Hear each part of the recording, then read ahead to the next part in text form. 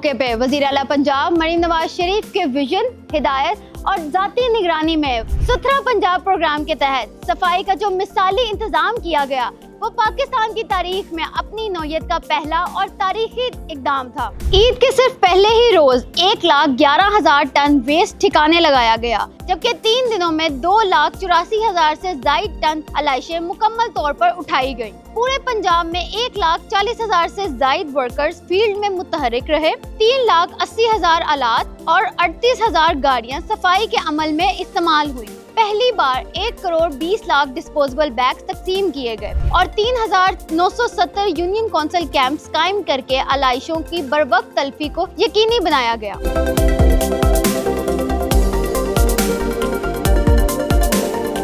लाहौर से 1,07,199 टन, फैसलाबाद से 49,000 से जायद, रावलपिंडी, मुल्तान, गुजरावाला, सरगोदा सब ने टारगेट से जायद वेस्ट कलेक्शन किया। फिनाइल, अड़के गुलाब और चूने का छिड़काव भी किया गया।